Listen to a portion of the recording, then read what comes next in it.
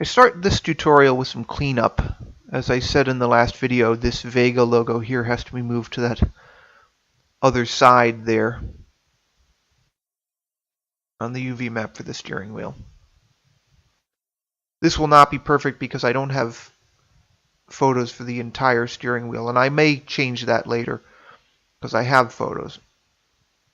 A lot of this is a question of compromise and time saving.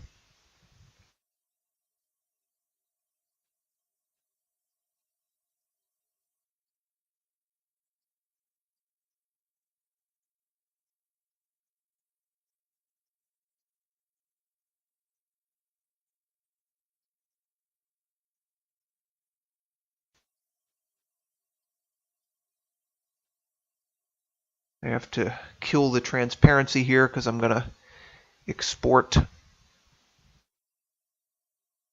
to test this out, see how I do. Test now. That's transparency is gone. Do the others. I found with larger texture files, it's actually faster to manually type in the percentages of the transparency or opacity in GIMP rather than using the slider. I've never handled textures this large before because I've never tried to start with such a high resolution before moving down before.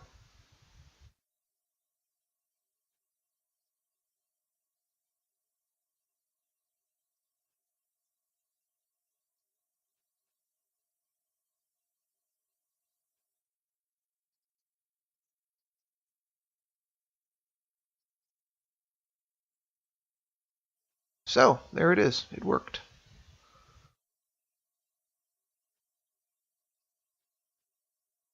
Not perfect, but for a scenery object, this would be fine.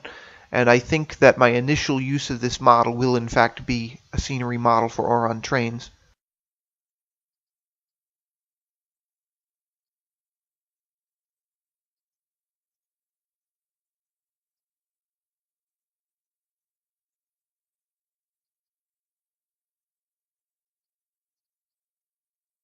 Next is to fix these inauthentic gauges. I found a round gas gauge, which is almost certainly closer to what a Vega would have.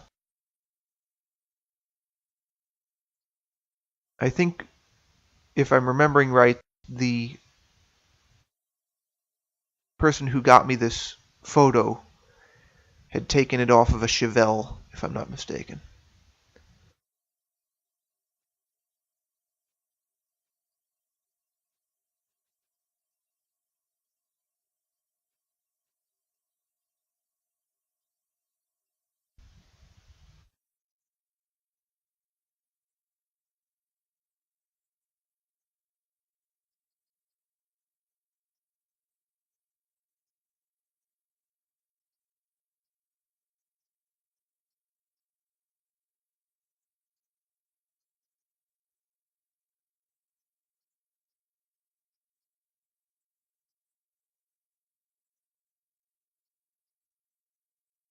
So edging it off here.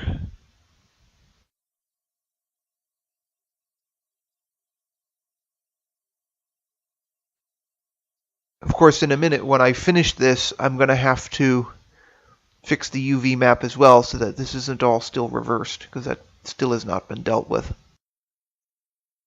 Okay, the clock. Next step.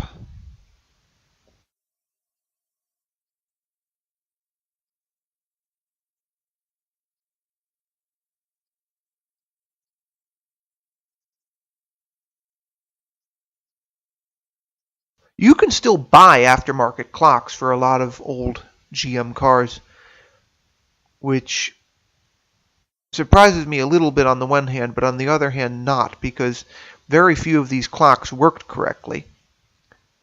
So the idea that somebody restoring one of these cars would want to replace the clock is not surprising at all. You want to have a working clock, right? Not to humiliate yourself at the car show.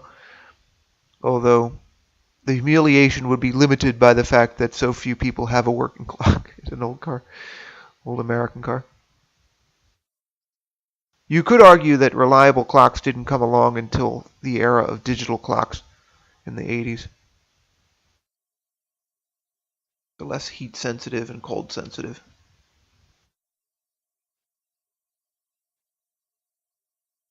I found a clock for a Ford Model A that I believe was aftermarket, and it was actually wind up. It fit in the rear view mirror, and you had to wind it regularly. I can only imagine how badly that would have run. So you can see how the clock and the gas gauge are reversed, and how if you look very carefully, the speedometer is reversed. So that has to be mirrored. So here I take the UV map and I just flip it over.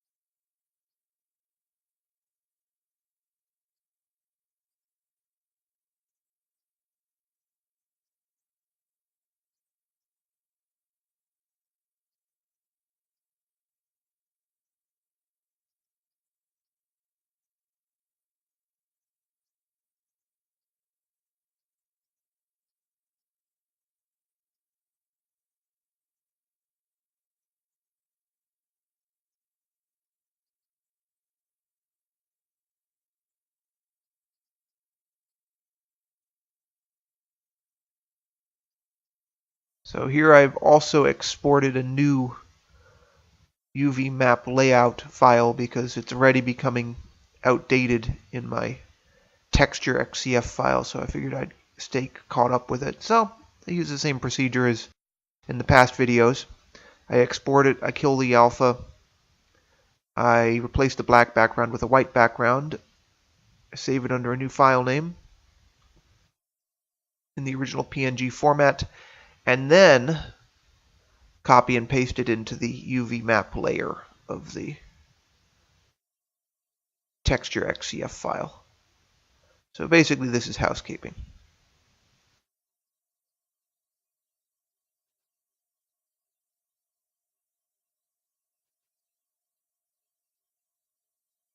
So that's it. Thanks for watching.